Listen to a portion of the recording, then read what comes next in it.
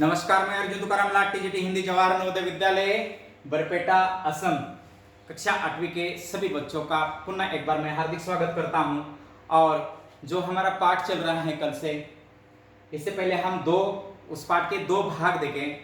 हिंदी ने जिनकी जिंदगी बदल दी, मारियान एजेंसी, इस पाठ से संबंधित दो भागों को हमने देखा है। आज अंतिम और तीसरा जो भाग है उसके बारे में हम चर्चा करने वाले हैं।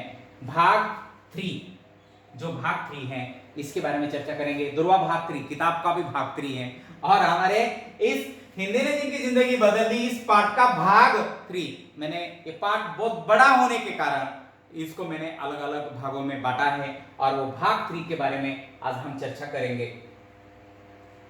तो मारिया ने इससे पहले हमें बहुत सारे प्रश्नों का जवाब दिया है। उसने अपने जीवन के बारे में बताया और उसके बचपन के बारे में बताया, उन्होंने हिंदी सीखने के बारे में बताया।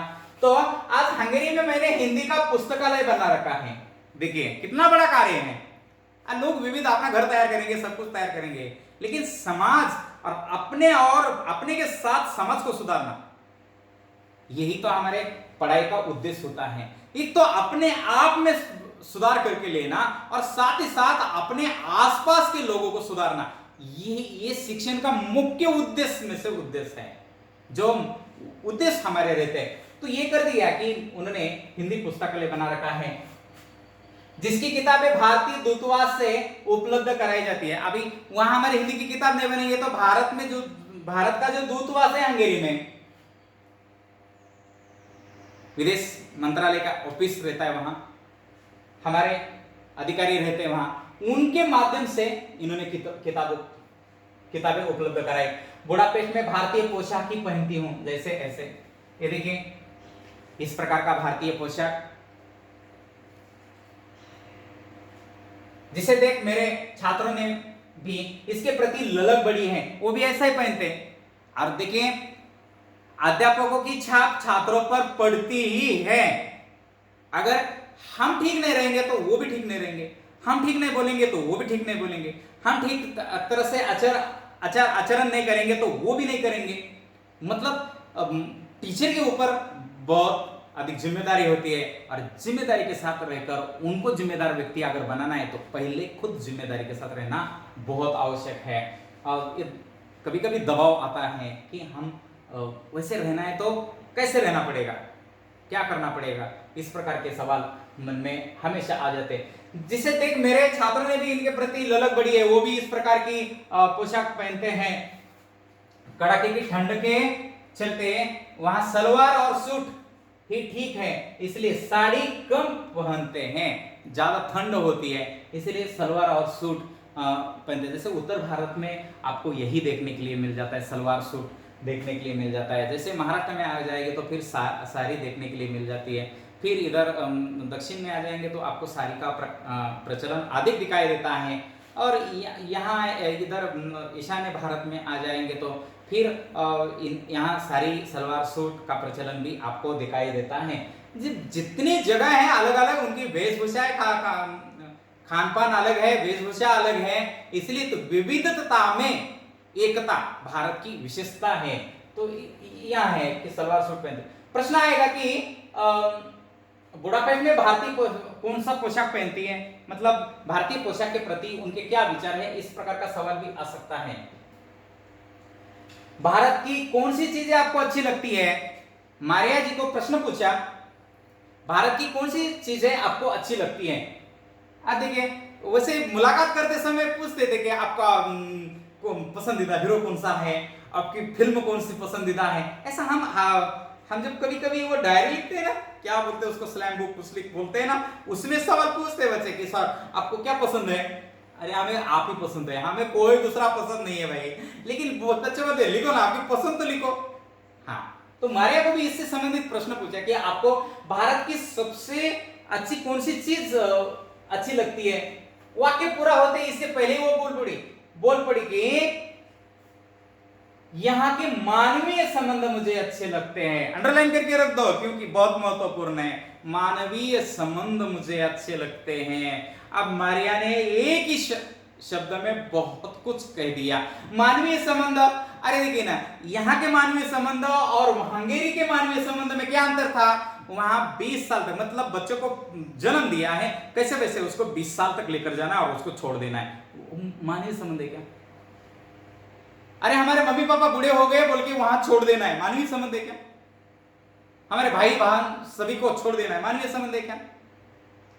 समूह के साथ रहना नहीं है, मानवीय संबंध है क्या? नहीं। लेकिन मारिया ने जो यहां अनुभव किया है भारत की संस्कृति और भारत के संबंधों के बारे में, ये निश्चित ही उसको एक अलग अनुभव मिला है। कैसे कि वो कहती है कि यहाँ के मानवीय संबंध मुझे अच्छे लगते हैं, यहाँ भाई बहन हम रिश्ते निभाते, हम आज भी राखी बांधते हैं, ठीक है नहीं? पति पत्नी सातों जन्म तक साथ रहने की बात करते हैं, ये मानवीय संबंध का उदाहरण है, ठीक है नहीं? माता पिता, अरे हम माता पिता को भगवान का स्वरूप मानते हैं, उनकी पूजा करते हैं, उनका संभाल, उनका पालन करने की कोशिश करते हैं, ये मानवीय संबंध है। मम्मी पापा को बच्चे भी उतने ही प्यारे हैं, ये मानवीय संबंध है। अब हमें एक दिन नहीं है तो हम कितने जन्म तक उनका साथ छोड़ने के लिए तैयार नहीं है। 20 साल की बात तो छोड़ दीजिए, यहां मानवीय संबंध है, ठीक है नहीं? पति पत्नी भाई बहन माता पिता, हाँ, रिश्तेदारों तक हमारे संबंध है रे। हाँ, अरे जो भी व्यक्ति आता है, अगर वो हमारे अचानक घर में आता है तो उनको अतिथि देवो भव बोल के स्वागत करते हैं, ये हमारे भारतीय संस्कृति के महान महान गुण हैं। तो ये मानवीय संबंध मुझे यहाँ के सबसे अच्छे लगते हैं। ऐसे कौन बोलती है? मारिया नेजेंसी। मेरे खुद के ढेरों रिश्ते हैं यहाँ जो सालों साल से बरकरार है, पिता भाई दोस्त की तरह। यहाँ के लेखकों ने मुझे प्रभावित किया। कौन कौन से लेखक हैं? असगर वजाहत के साथ हंगेरी में 5 साल तक साथ काम किया।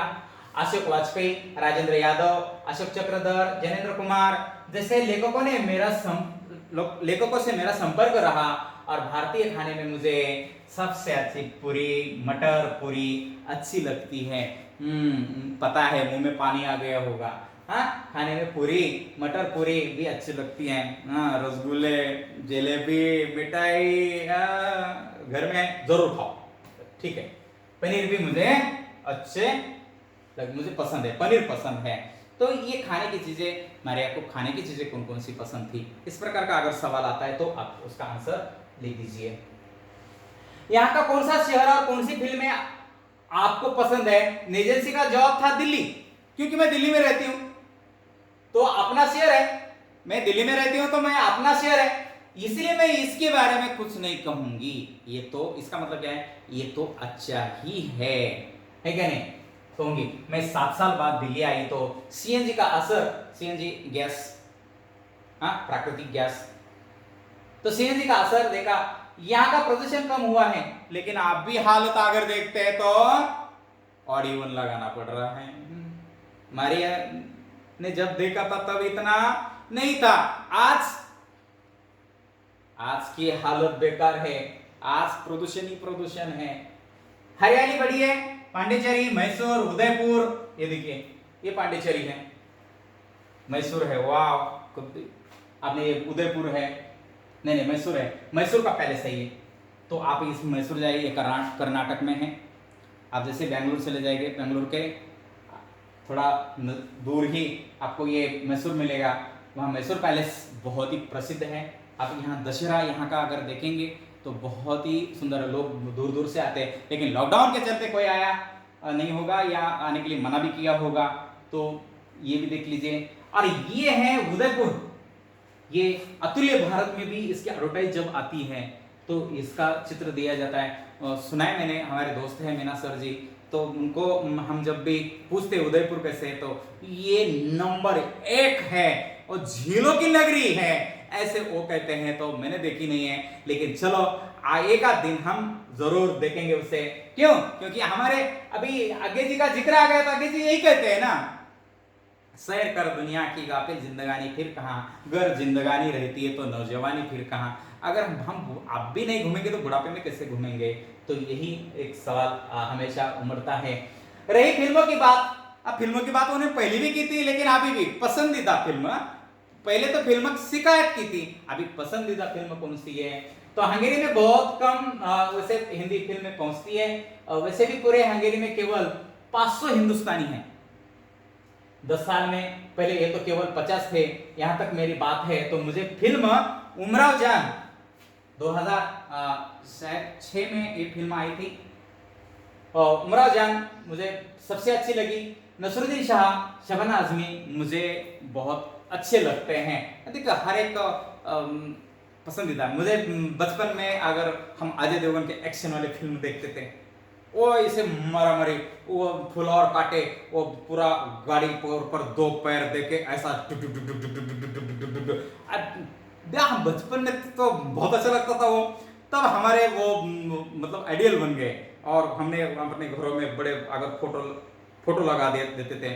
अब हीरो हीरोइन पसंद आते थे। जैसे हमें अगर बचपन को पूछेंगे, हमें तो आज भी क्या लगता है, तो आज भी हमें वही, अभी कोई क्रिकेटर अगर पूछेंगे तो हमें सचिन तेंदुलकर बोलेंगे। अभी आज के जन्मे हुए बच्चों को कुछ 10 साल के बाद अगर हम पूछेंगे, या 4-5 साल के बाद पूछेंगे, तो उनको कोई नया ही आएगा। लेकिन अभी हमारे बच्चों को अगर पूछेंगे तो वो बोलेंगे पापा विराट कोहली है, क्योंकि उन्होंने प्रेजेंट में जो देखा है वो उनका आइडियल बन जाता है। तो वो प्रेजेंट में आइडियल, जैसे हमने महेंद्र सिंह धोनी को देखा है, आज के बाद अगर धोनी को बच्चे देखेंगे तो हम सिर्फ बोलेंगे हाँ धोनी था, बस इतना। लेकिन कैसा खेलता था उनको ज्यादा जानकारी नहीं होगी। लेकिन हमारे काल में वही था, उनको हमने देखा है, इसलिए हम महेंद्र सिंह धोनी, सचिन तेंदुलकर, हाँ सनत जयसूर्या, हम नाम लेंगे, बड़े बड़े ब्रेटली बॉलर के नाम लेंगे, हम बड़े बड़े नाम ले सकते हैं। वैसे हमारे वो आइडियल है।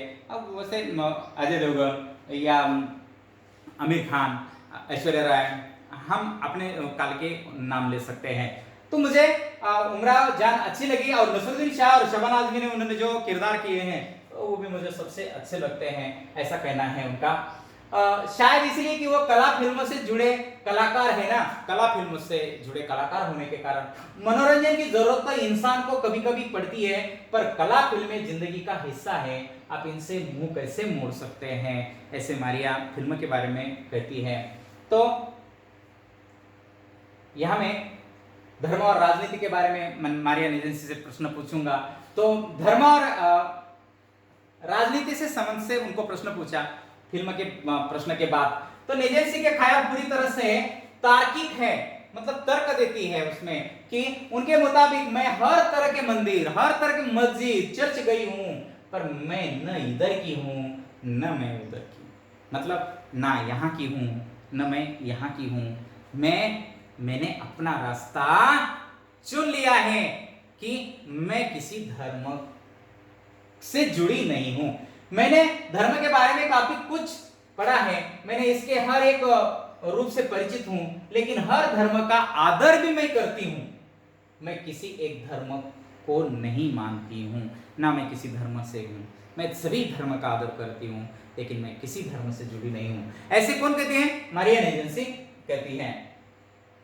तो रही राजनीति की, तो चूंकि राजनीति मैं समाचार पत्र अक्सर पढ़ती हूं, पत्रिकाएं पढ़ती हूं, खबरिया चैनल देखती हूं, मतलब जो भी न्यूज चैनल है, इसलिए इसके बारे में मैं थोड़ी बहुत समझ रखती हूं राजनीति के बारे में। दरअसल हंगेरी में रहकर आप राजनीति के प्रभाव से नहीं बच पाएंगे, लेकिन वहां के पिछले 15 सालों में काफी बदलाव आ गया है। लेकिन भारत की राजनीति को समझने के लिए पूरी जिंदगी चाहिए।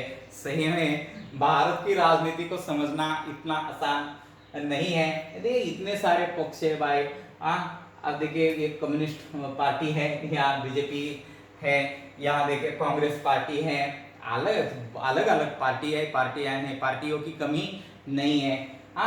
लड़ते भी है, मिलते भी है, जुलते भी है, कौन किसके साथ जाएगा और कौन अपना स्थान चेंजेस करेगा, कौन किसको जाकर मिलेगा, उसका कोई भरोसा नहीं है। इसलिए मारिया कहती है कि जिंदगी चाहिए, भारतीय राजनीति को समझने के लिए पूरी जिंदगी चाहिए।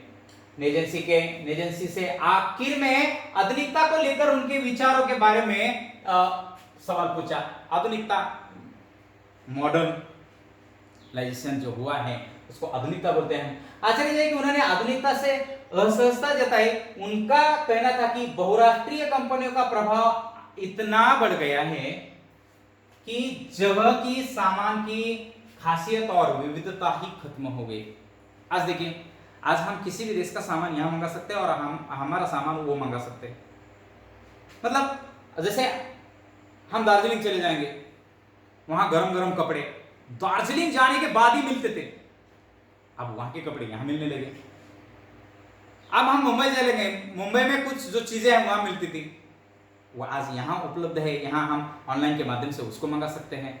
इस बहुराष्ट्रीय कंपनियों के कारण, हाँ, ये सारी कंपनियों के नाम दे, विविधता खत्म हो गई, ऐसी मारिया कहती हैं। हर जगह फास्ट फूड, एक जैसे साबुन, एक जैसा पेय, एक जैसे शैम्पू, ये क्या है, हर जगह मिलते हैं एक जैसा। ये ठीक है कि भूमंडलीकरण, ग्लोबलाइजेशन, भूमंडलीकरण का अंग्रेजी में अर्थ क्या होता है, ग्लोबलाइजेशन। ये देखिए पूरा विश्व ऐसा लग रहा है एक हो गया, किसके कारण, भूमंडलीकरण के कारण, पूरा ग्लोबलाइजेशन से हमने जोड़ा है, इससे हम एक दूसरे से जुड़े हुए, एक दूसरे को समझ पा रहे हैं। पर लोग ये क्यों नहीं समझते कि पूरी धरती ही हमारी है।